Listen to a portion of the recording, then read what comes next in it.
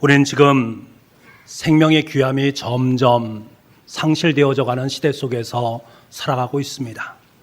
이 시대를 한마디로 표현한다면 경제 논리가 생명의 논리를 압도하는 시대라고 말할 수 있습니다. 이것이 정당화되어져 가는 세상은 점점 죽음의 땅으로 변해갈 수밖에 없습니다. 여러분 혹시 강아지 공장이란 말 들어보셨습니까? 예전에 매스컴에서 보도된 내용인데 요즘 사람들이 애완견을 너무나 좋아하지 않습니까? 그래서 많은 가정에서 애완견을 기릅니다.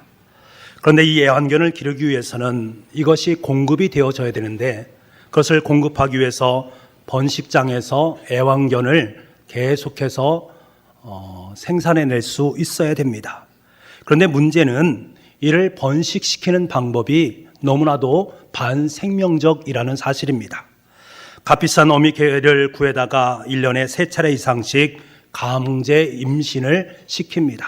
그 강제 임신을 시켜서 낳은 새끼를 이렇게 보급을 하는 것입니다. 그래서 마치 공장에서 강아지를 찍어내는 것처럼 여겨지는 것을, 그래서 강아지 공장이란 말이 나왔습니다. 돈벌이를 위해서는 생명을 함부로 대하는 모습이 너무나도 안타깝습니다. 게다가 올 가을에는 전역을 뒤덮는 미세먼지가 더욱더 많아진다라고 전망을 합니다. 중국에서 유입되는 황사로이남도 있지만 우리가 살아가는 삶 속에서 우리나라에서 발생시키는 미세먼지도 상당하다라는 사실 또한 부인할 수 없습니다. 어디뿐이겠습니까? 유전자 조작식품이 판을 치고 있고 유기농 채소라고 무조건 믿고 먹을 수 있는가? 그렇지 못합니다. 잠자리도 라돈이라는 방사선 물질의 위험성으로 말미암아서 침대 하나도 내 마음대로 구입하지 못하고 살아가는 형국입니다. 여러분, 우리 시대는 점점 경제 논리로 인해서 생명 논리가 잠식되는 시대 속에서 살아갑니다. 이로 인해서 건강한 삶을 살아갈 수 있는 가능성은 점점 상실되어져 가고 있습니다. 제가 어르신들을 통해서 많이 듣는 이야기가 무엇입니까? 옛날에는 작은 것을 가지면서도 행복한 삶을 살았다. 우리 어르신들은 그런 말씀을 참 많이 하십니다. 이 말씀은 저는 경제 논리보다는 생명 논리가 더 중요하다라는 것으로 인식이 되어집니다. 하지만 점점 우리는 소유의 바탕을 둔 삶을 살아가면서 행복을 상실해 갑니다. 소유가 행복을 보장할 수 없다. 이 사실을 누구나 다 인정할 수 있습니다만 여전히 만몬을 향해 질주하는 안타까운 우리의 내 삶의 현실을 만나게 됩니다. 이러한 현실 앞에서 가슴이 너무 답답해져움을 느끼게 됩니다. 여러분, 진정한 그리스도인은 천하보다 귀한 것이 바로 한 생명이다라는 이 사실을 실감하면서 살아가는 사람이 그리스도인입니다. 만몬보다 더 귀한 것이 생명이라는 그 사실을 삶으로 고백해내는 성도들, 경제 논리를 뛰어넘어서 생명 논리로 세상을 조망할 수 있는 능력을 품는 성도들이 진정한 그리스도인입니다. 생명의 귀함을 깨닫고 온 우리의 생명을 위해서 간절히 하나님 앞에 두 손을 모으면서 기도하는 성도, 생명을 살리는 일에 인생을 헌신하는 성도, 그 성도들이 바로 참된 그리스도인입니다. 저와 여러분은 그리스도인인 줄 믿습니다. 그래서 우리는 생명이 얼마나 존귀한가를 너무나 잘 알고 있습니다. 이 생명의 존귀함을 알기 때문에 우리는 세상 속에 빛으로 소금으로 부름받은 주님의 자녀임을 우리는 잘 알고 있습니다.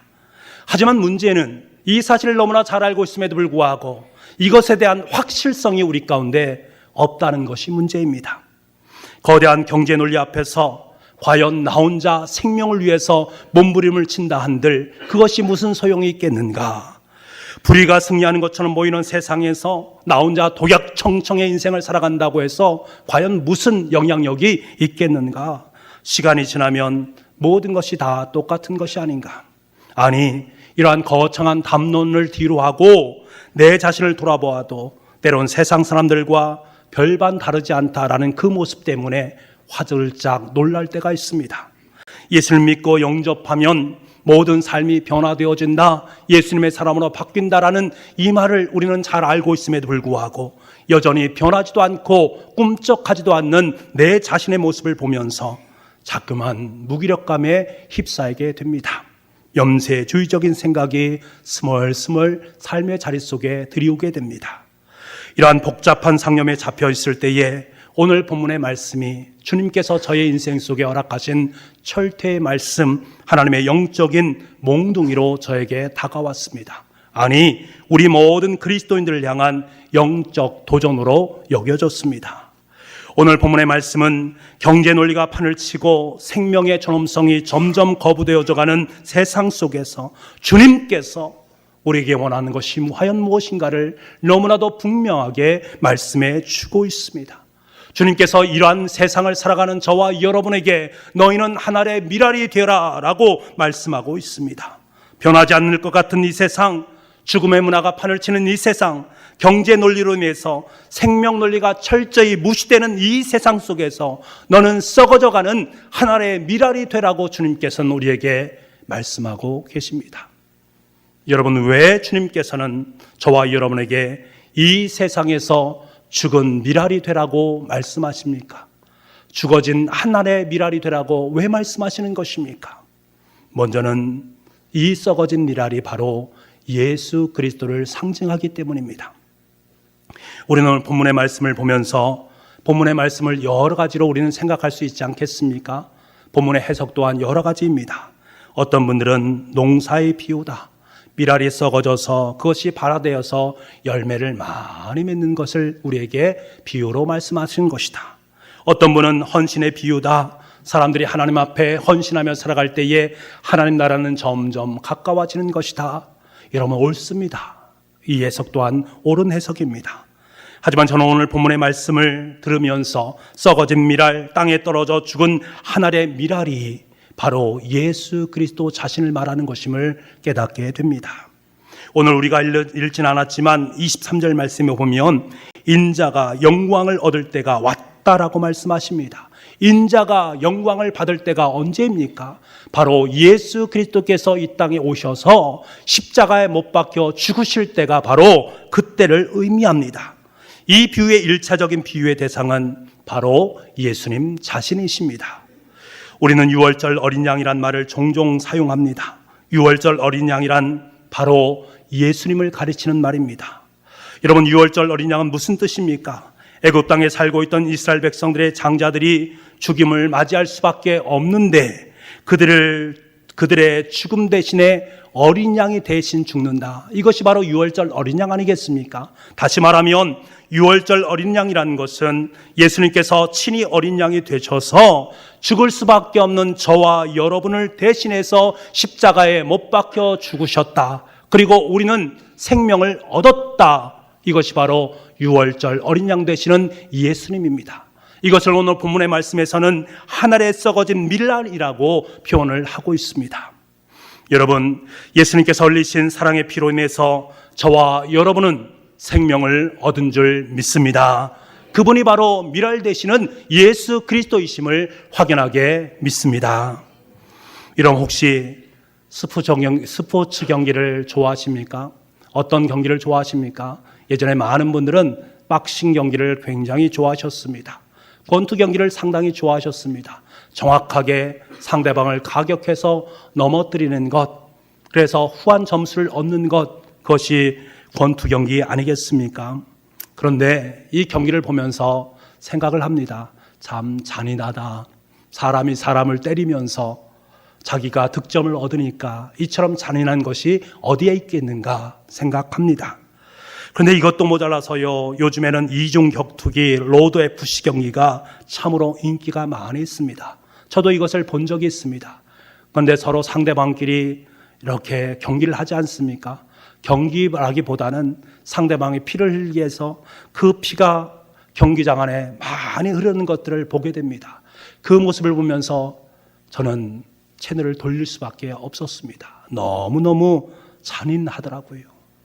여러분, 요즘 시대의 모습이 이렇게 잔인함으로 점점 나아가고 있는 모습들을 보게 됩니다.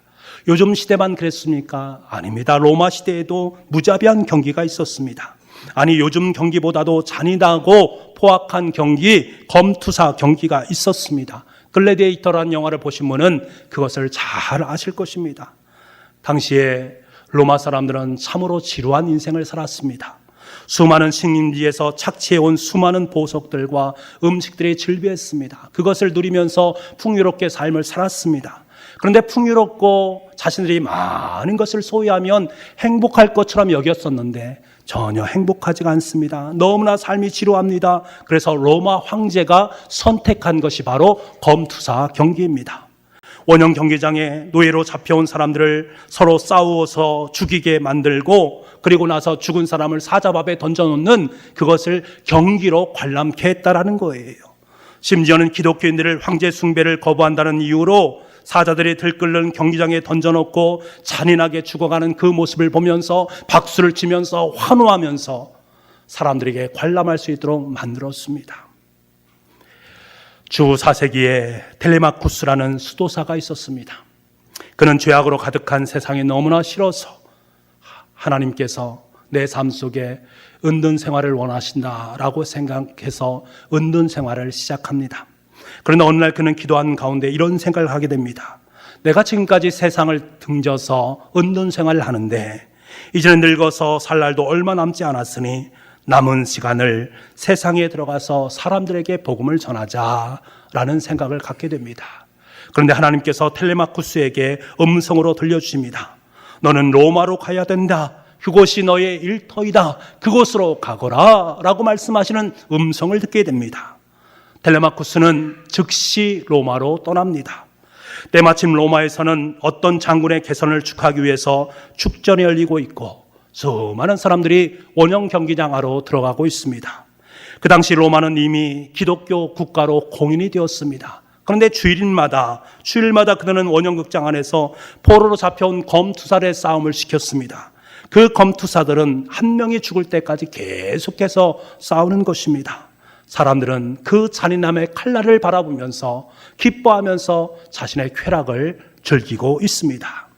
텔레마쿠스도 사람들 틈바구니에 쌓여서 원형 경기장 안으로 들어갔습니다. 드디어 빵빠레가 울리고 2명의 검투사가 나옵니다.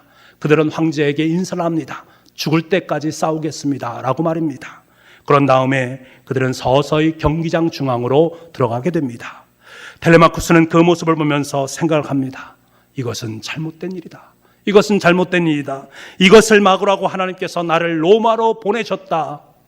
음성이 들려왔습니다. 그는 2주먹을 불끈 쥐었습니다. 그리고 경기장으로 뛰어들어가서 사람들을 향해서 소리치기 시작합니다. 예수 그리스도의 이름으로 명하노니 이 싸움을 즉시 멈추라. 처음에 사람들은 그것이 쇼인 줄 알았습니다.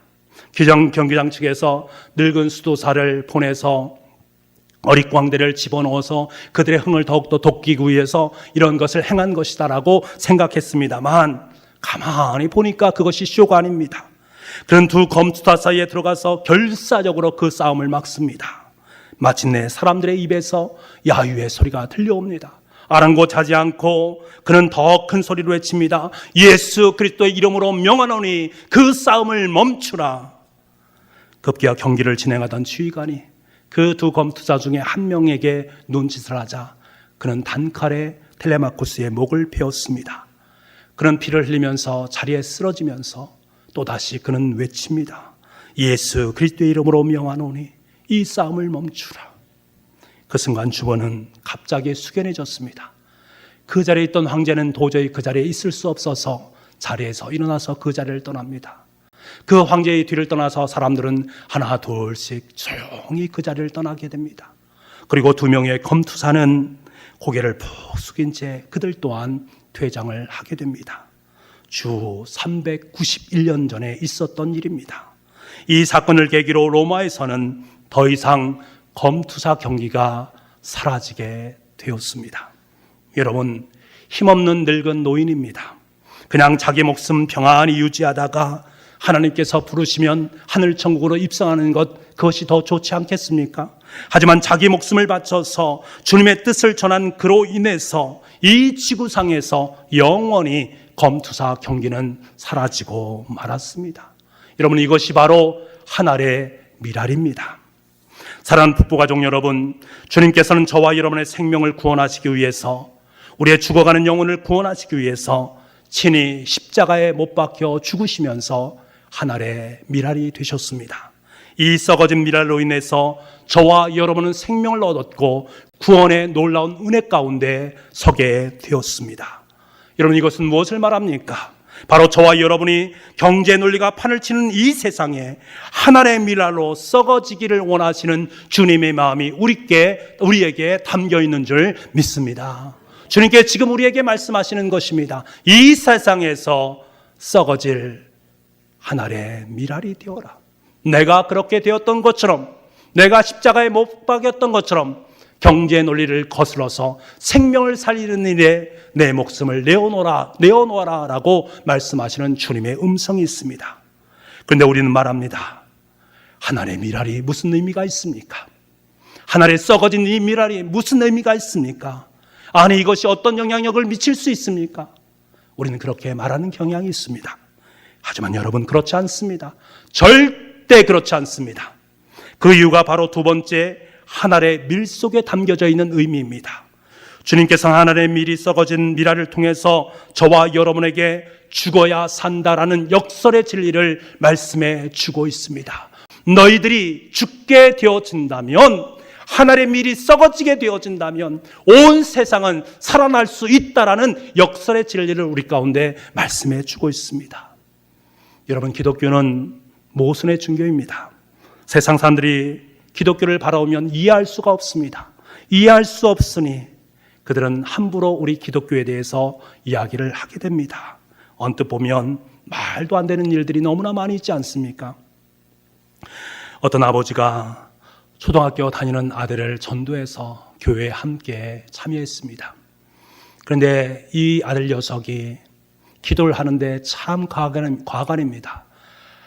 하나님, 할아버지, 참 감사합니다. 이렇게 시작을 하는 것입니다. 그 아버지가 그 모습을 바라보면서, 얘야, 기도는 그렇게 하는 것이 아니란다. 기도는 하나님 아버지라고 기도를 해야 된단다. 그렇게 시작해야 된단다. 라고 말합니다. 그러자 아들은 아버지가 하나님 아버지라고 말했으니 그렇게 기도하니 나는 하나님 할아버지라고 기도하는 것이 맞지 않습니까? 라고 말합니다. 그러자 아버님은 그 자녀에게 말합니다. 아들아, 그게 아니란다. 너한테도 아버지고 나한테도 아버지고 하나님은 우리 모두에게 아버지가 되신단다 라고 말을 합니다. 그러자 이 아이가 자기 아버지에게 이렇게 말합니다. 알았어, 형. 이렇게 말합니다. 물론 웃자는 이야기 아니겠습니까? 하지만 여러분, 어찌 보면 이것이 모순 아니겠습니까? 아버지에게도 아들에게도 동일한 아버지다. 세상 사람들이 이해할 수 있습니까? 모순 덩어리입니다.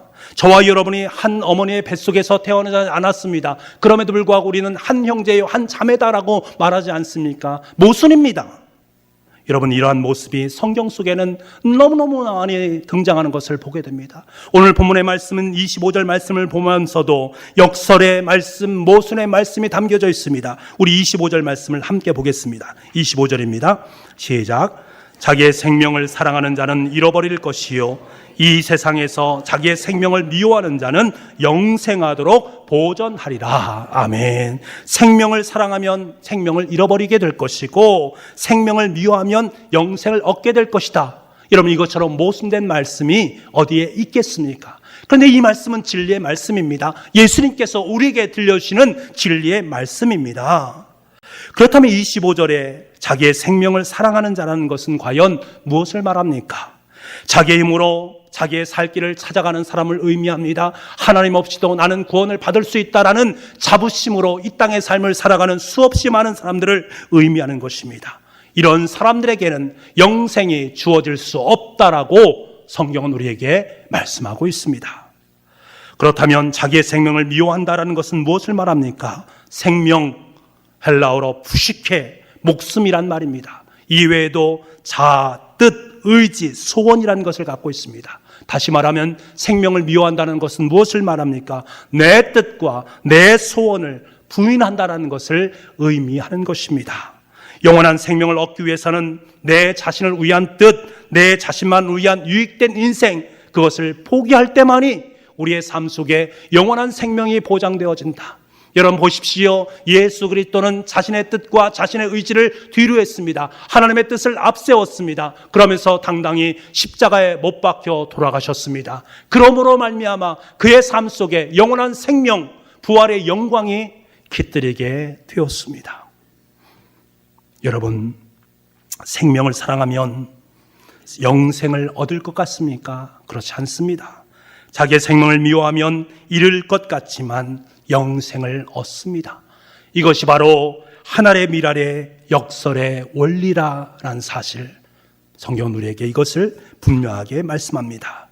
자, 그렇다면 여러분, 왜 주님께서는 이러한 역설의 말씀을 우리 가운데 들려주시는 것인가? 그것은 철저하게 인간의 모든 것을 배제하기 위함입니다. 그리고 그곳에 하나님의 영광을 드러내기 위함입니다. 강한 사람이 성공하면 어떻습니까? 그 사람은 자신이 잘나서 난 성공했다라고 말합니다. 먼저 된 사람을 먼저 되게 하면 어떻습니까? 나는 열심히 살아서 이렇게 먼저 되었다라고 말을 합니다. 하지만 약한 사람, 나중된 사람, 부족한 사람, 연약한 사람이 성공하게 되면 나는 부족한데, 나는 연약한데, 나는 그 사실을 잘 알기 때문에 그 모든 것을 하나님께 영광으로 올려드리게 되어 있습니다. 그리고 다른 사람들도 바라보면서 하나님께서 그에게 은혜를 주셨다라고 말을 합니다. 여러분, 하나님께서는 연약한 저와 여러분을 왜 택하셔서 하나님의 백성으로 삼아주셨습니까? 저와 여러분이 잘나서 그렇습니까? 저와 여러분이 힘이 있어서 그렇습니까? 능력이 있어서 그렇습니까? 물질적인 것이 너무나 풍부해서 그렇습니까? 전혀 아닙니다. 약하고 못나고 부족하니까 여호와 여러분을 불러주신 것입니다. 그래서 하나님의 아들, 딸로 하나님의 존귀한 자녀로 삼아주신 것입니다. 왜? 하나님의 영광을 드러내기 위해서입니다. 우리가 이 사실을 깨닫는다면 여러분, 저와 여러분은 하나님의 영광을 가슴에 품고 살아가는 주님의 사람들입니다. 그렇기 때문에 우리의 현실이 모순된 일이 너무 많이 있다 할지라도, 우리의 상황이 역설적인 것들이 너무나 많이 있다고 해도 우리는 감사할 수 있습니다. 왜요? 죽어야 산다라는 이 진리가 내 마음판에 들어왔기 때문에 그렇습니다. 나를 죽여주시옵소서. 나를 하나님의 미랄로 썩게 만들어 주옵소서. 그것이 사는 길이라면 그러한 삶을 살겠습니다. 고백할 수 있는 것입니다. 내 삶이 고난의 자리, 죽음의 자리, 너무나도 힘든 어려운 자리에 들어선다 할지라도 주님, 이것이 나를 죽이는 것이라면, 내 인생을 죽이는 것이고 하나님의 영광이 살아나는 것이라면 내가 이를 감당하겠습니다. 주님 감사합니다. 주님 감사합니다. 아름다운 고백을 드릴 수 있는 것입니다. 주님께서 우리에게 그것을 원하고 계십니다. 마지막으로 하나님의 일하는 상상할 수 없을 정도의 큰 열매를, 큰 과실을 풍성하게 맺는 것을 우리에게 말씀합니다. 이집트에 가면 유명한 것이 있지 않습니까? 엄청나게 큰 피라미드가 있고 미라도 참 많이 있습니다. 이집트의 수도인 카이로 박물관에 가면 수천 년이 넘는 그러한 귀한 유물들이 즐비합니다. 이집트 사람들은 영혼이 죽으면 그냥 영혼이 죽지 않는다라고 생각합니다. 영원히 살기 때문에 그들은 사람을 미라로 만들어 놓은 것이고, 그와 함께 또 그 무덤 속으로 부활할 때까지 먹을 것까지도 다 들고 들어갔다고 합니다. 심지어는 벽시까지도 가지고 무덤 속으로 들어갔다고 합니다. 당시의 벽시가 박물관에 그대로 남겨져 있는 것을 보았습니다. 이것은 보관 상태가 얼마나 좋은지 지금 밖에 나가서 심어도 싹이 날 정도의 보관 상태가 잘 되어 있었습니다. 사람들은 그것을 보면서 대단하다, 참 멋지다, 참 아름답다라는 소리를 들었습니다만 저는 그것이 전혀 아름답게 느껴지지가 않았습니다. 그 벽시는 땅에서 썩지 않았기 때문에 수천 년이 지났음에도 불구하고 여전히 하늘로 남아 있습니다. 아무리 귀한 보물이다 할지라도 박물관에서 한 톨의 벽시로 남겨진 것이라면 그것은 벽시의 역할을 감당하지 못한 것입니다. 만약 그 벽시가 심겨져서 썩어서 열매를 맺는다면 아마 수천 년이 지나는 동안에 수천만 명의 생명을 살리는 엄청난 은혜로 다가왔을 것입니다. 여러분, 이것이 바로 하나님 나라의 비밀입니다. 아주 작은 것 하나가 헌신하면 비교가 되지 않는 아주 큰 것들이 하나님 나라 속에서는 열매로 드러난다라는 하나님 나라의 확장성을 우리에게 보여주고 있습니다. 한 명의 소년이 떨리는 눈으로 책을 읽고 있습니다. 미국의 스토어 부인이 쓴 톰 아저씨의 오두막입니다. 박해를 받는 미국 흔인들의 삶에 대한 것들을 이야기하고 있습니다. 아메리칸 대륙에서 짐승 대접을 받으면서 고통받고 있는 노예들의 참상을 구구절절히 나열한 소설입니다. 이 아이는 결심합니다. 내가 어린이 된다면 반드시 이 노예 제도만을 하나님의 거룩한 이름으로 폐지시키겠다라는 결단을 하게 됩니다. 이 결단은 그애가 삶 속에서 현실이 되어집니다. 그 어린 소년이 바로 미국의 16대 대통령 아브라함 링컨이었습니다. 가녀린 어머니 작가인 스토어 부인의 책을 통해서, 그리고 어린 소년 링컨을 통해서 미국의 노예제도는 지구상에서 영원히 사라지게 되었습니다. 그 시간 너무나도 미약했습니다. 너무나도 미약한 시작이었습니다만 그 결과는 너무나도 찬란하게 아름다운 꽃을 피웠습니다. 어느 중년의 남자에게 전화가 걸려왔습니다. 자기가 세상에서 가장 사랑하는 아이가 교통사고를 당했다라는 비보를 듣게 됩니다. 그는 병원으로 달려갔습니다만 어린 딸아이의 생명을 그는 보지 못하고 그 죽은 시체만을 볼 뿐입니다. 이 아버지는 그 아이를 보면서 넋이 나간처럼 말을 합니다. 하나님, 어찌 당신을 그리도 사랑했던 내 딸을 빼앗아 가신 것입니까? 도대체 이해할 수 없습니다. 어떻게 이런 일이 벌어질 수가 있습니까? 그런 딸이 믿던 신을 저주하면서 하루하루 자신의 인생을 망가뜨려져 갑니다. 그런 어느 날이었습니다. 용기를 내어서 자기의 딸의 유품을 보기 위해서 그것을 챙겨서 그 유품 하나하나를 보다가 그가 쓴 일기장을 보게 됩니다. 그리고 천천히 처음부터 그 일기장을 읽기 시작합니다. 그녀의 아버지는 마지막 페이지를 읽다가 그만 땅바닥에 주저앉아서 펑펑 울게 됩니다. 거기에 이렇게 적혀있기 때문에 그렇습니다. 우리 아버지가 구원을 받기 위해서라면 내가 죽어도 좋습니다, 하나님이라고 적혀 있었습니다. 이 아이의 유언이 현실이 된 것입니다. 중년은 울면서 탄식하면서 말을 합니다. 내 딸이 죽기 원했던 그 구원이라는 것이 과연 무엇이란 말인가?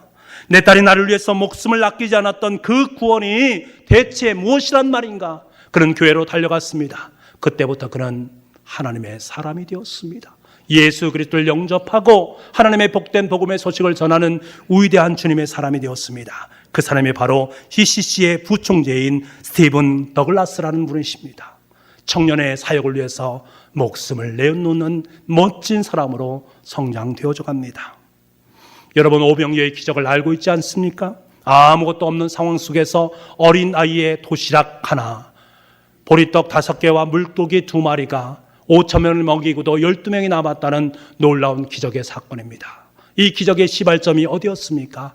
한 소년이 내미는 보잘것없는 음식을 통해서 하나님의 역사가 시작되었습니다. 그렇습니다. 하나님의 나라는 위대한 사람, 많은 재물, 큰 결단에서 비롯되는 것이 아닙니다. 하나님 나라는 주님과 같이 자기 자신을 하늘에 썩어지는 미랄로 드리는 것에서부터 비롯된다라는 거예요. 여러분 보십시오. 하늘의 미랄 얼마나 초라합니까? 그 미랄로 썩어진 미랄입니다. 무슨 소용이 있겠습니까? 아무런 의미도 없는 것처럼 보입니다. 하지만 주님은 그 모습을 바라보면서 바로 그 모습이 너희의 모습이다 라고 말씀하십니다. 하늘에 썩어진 미랄, 그 속에 너희의 마음이 담기고 너희의 모습이 고스란히 담겨 있는 것이다 라고 말씀하고 계시다라는 사실입니다. 여러분, 이것은 무엇을 말합니까? 내가 우리 공동체에서 하늘의 미랄이 되기를 원한다. 내가 교회 공동체 속에서 하늘의 미랄이 되기를 원한다. 내가 우리 구역에서 썩어진 하늘의 미랄이 되기를 원한다. 내가 가정에서 하늘의 미랄이 되기를 원한다. 내가 세상 속에서 썩어진 하늘의 미랄이 되기를 원한다 라고 말씀하시는 그 주님의 음성이 그곳에 배어 있습니다. 여러분, 저와 여러분이 이러한 삶을 살 때 많은 열매를 주시겠다라고 약속하십니다. 혹시 몇십 년을 살아도 몇십 년을 믿었음에도 불구하고 여전히 내 삶 속에 열매를 맺지 못한 삶이 있다면, 여전히 초라한 신앙을 마음속에 품고 살아가는 것이 있다면 여러분 곰곰이 생각해 보시기 바랍니다. 하나님은 우리의 과실을 많이 맺는 믿음 생활을 원하십니다. 열매를 많이 맺는다라는 것은 무엇을 말합니까? 하나님의 뜻을 이루는 삶이요, 하나님께 영광 올려드릴 수 있는 삶입니다. 내 삶의 자리 속에서 하나님의 영광만이 드러나는 것을 의미합니다. 하나님의 미달로 살아가는 우리들에게 주님께서는 우리에게 보상의 말씀을 주십니다. 26절 말씀에 보니 내 아버지께서 그를 귀히 여기시리라. 하나님께 저와 여러분을 귀하게 여겨주신다라고 말씀하고 있습니다. 다시 말하면 주님을 위해서 내가 썩어진 미랄이 되어진다면 하나님의 영광에 함께 동참하는 은혜를 맛보게 될 것이다. 이것은 무엇을 말합니까? 가장 영광스러운 일에 부름받은 하나님의 자녀가 바로 저와 여러분이다라는 것을 말씀하고 있는 것입니다. 이 자신의 신분을 결코 잊지 않는 우리가 될 수 있기를 원합니다. 하나님께로부터 귀하게 여김을 받는 존귀한 주님의 자녀다라는 사실을 여러분 기억할 수 있기를 원합니다. 우리는 만만한 존재가 아닙니다. 우리는 하나님의 영광을 품고 살아가는 존재요, 하나님께로부터 귀하게 여김을 받는 주님의 자녀다는 이 당당함을 여러분 마음속에 품으면서 이 땅의 삶을 살아갈 수 있는 우리가 될 수 있기를 원합니다. 함부로 살아갈 인생이 아니다라는 거예요. 우리는 지금 러브153 전도 잔치를 함께 행하고 있습니다. 전도 잔치를 진행하는 동안에 하나님께서 우리에게 원하시는 것은 무엇이겠습니까? 그것은 너희들이 하나의 썩어진 미랄이 되어라 라고 말씀하십니다. 우리가 썩어진 미랄이 될 때에 주님께서는 저와 여러분이 상상하지 못할 풍성한 과실을 우리 가운데 허락해 주신다라고 약속해 주고 있는 말씀입니다. 우리는 내가 이렇게 한다고 해서, 내가 이렇게 열심히 봉사하고 열심히 전도한다고 해서 결실을 주실까 의문을 품을 수 있습니다만, 하나님께서 오늘 우리에게 분명히 말씀하십니다. 하늘에 썩어진 미랄이 되어라. 그 모든 것들을 풍성케 만드시는 분은 바로 나다, 하나님이다 라고 말씀하고 계십니다. 이 사역에 우리는 기쁨으로 동참할 수 있어야 됩니다. 우리 러브153 전도잔치를 통해서 풍성한 하나님의 열매를 주렁주렁 맛볼 수 있는 우리 살아가는 청주 북부교회, 우리 북부에 속한 모든 교우들의 인생이 될 수 있기를 간절히 소망합니다. 기도하겠습니다. 아버지 하나님, 주님께서 십자가에 못 박혀 죽으시는 하늘의 미랄, 썩어진 미랄이 되심으로 말미암아 우리가 구원을 얻었습니다. 온 인류가 구원을 얻었습니다. 이처럼 주님께서는 우리에게 또다시 하늘의 미랄이 되라, 썩어진 미랄이 되라 라고 말씀하고 있습니다. 이 말씀 앞에 순종할 수 있는 우리가 될 수 있도록 주님 도와주옵소서. 우리가 죽음으로 말미암아 수없이 많은 생명의 열매가 주렁주렁 맺힌다면 하나님 그 사역에 기쁨으로 동참하겠습니다. 아름답게 결단해낼 수 있는 복된 시간 될 수 있도록 주님 도와주옵소서. 모든 영광 주님 앞에 올려드립니다. 모든 말씀을 예수님의 이름으로 기도하옵나이다.